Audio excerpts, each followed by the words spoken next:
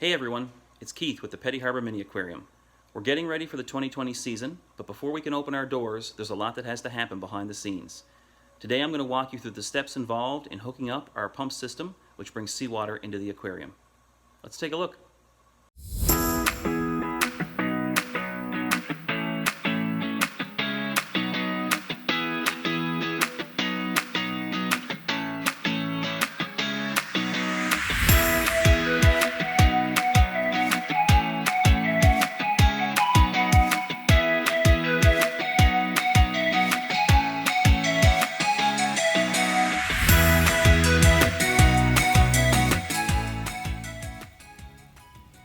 So here we have the pumps, which are the heart of the Mini Aquarium system.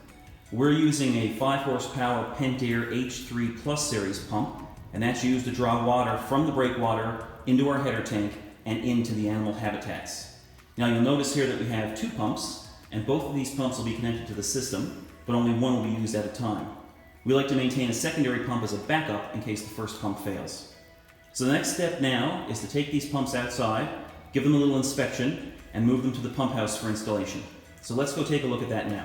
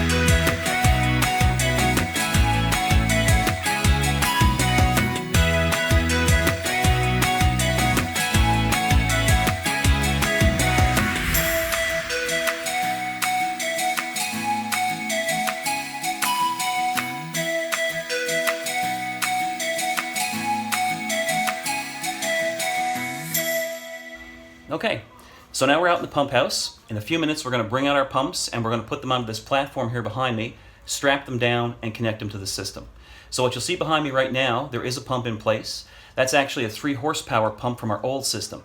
Now it's not powered up and it's not connected to the main line, but we like to keep it in place because in a pinch we can plug it in, hook it up, and it can be used to draw water to our holding tanks or even to the cod tank. You can see there's a couple of silver straps there. They're used to actually attach the pumps to the bottom grating so that when they're turned on, the vibrations don't make them move around too much. And then we'll connect them to these hanging hoses that you see right here. They have cam locks, so they're easy to clip on and clip off, and they'll actually go to the top of the pumps. And we actually have some hose down below us, which I'll show you in a second, that connects to the front and to the pipes out in the breakwater.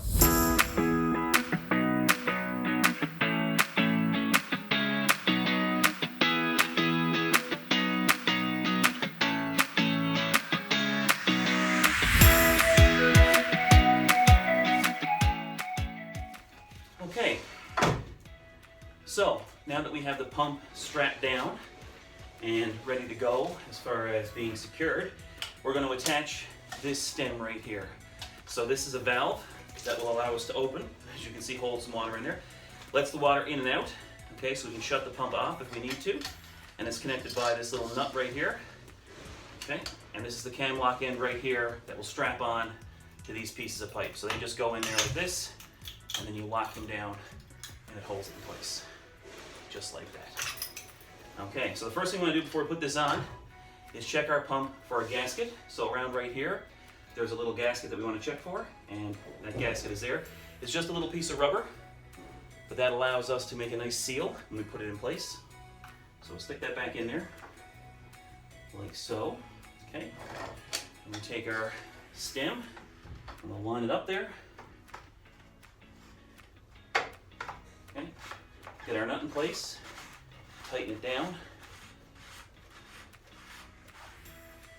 Okay, and what we'll actually do is we'll turn this a little bit so that the valve is on the side, because when we open up this basket here, we want to be able to turn it and don't want that to be in the way. So now that we've got it in place, we'll tighten up a little bit more. Okay, so now that we've got our valve stem in place, we're going to turn our valve handle here to perpendicular, and that closes it off. And now we're ready to attach our connection hose here. So this rubber hose, we're going to take this, put it on top here like this, inserting the cam male to female, and then we're going to push in these arms, locking that down, and there you go, connected and almost ready to go. So now the next step is to actually connect to the front of the pump, connect that to the Harbour. And so right below the platform there, next to my tool bag, you can see the ends of two 3-inch suction hoses, and they wrap right around here. Okay, they have cam locks on the end, just like the other hoses that are on top. And we're going to connect those to these pipes right here that are actually buried and cemented into the wharf. Now to connect those hoses, those 3-inch suction hoses, to the wharf lines, we're going to need another adapter to put on the front of the pump here. And so we have this right here, similar to what we have on the top of the pump, another little stem. It's got the same sort of nut to connect to the front, okay? Except the cam lock on this end is 3 inches to mate up with the hoses.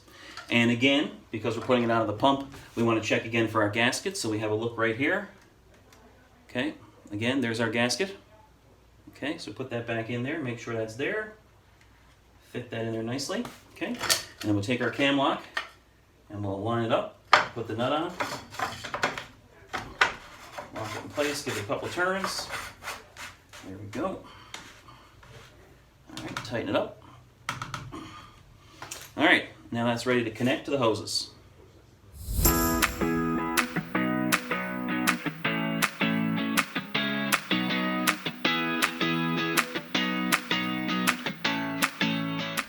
Okay, so that's pump number 1 connected. We have it connected to our suction hose, our 3-inch suction hose there that you can see, to our wharf lines under the wharf, and that is connected to our hose here at the top that's going to run up to our header tank, which if I pan up here like this, you can see sits up there. All right, that's just a lid right now. We're going to move the header tank into there next and hook up the hoses to that, and then we'll be one step closer to getting our system turned on. Well, there you go. That's step 1 of getting the aquarium ready to roll for the season. Join me next week when we'll look at connecting the pumps to the header tank and actually getting some water flowing through here. From the Mini Aquarium, this is Keith saying thank you for joining me, and we'll see you again soon.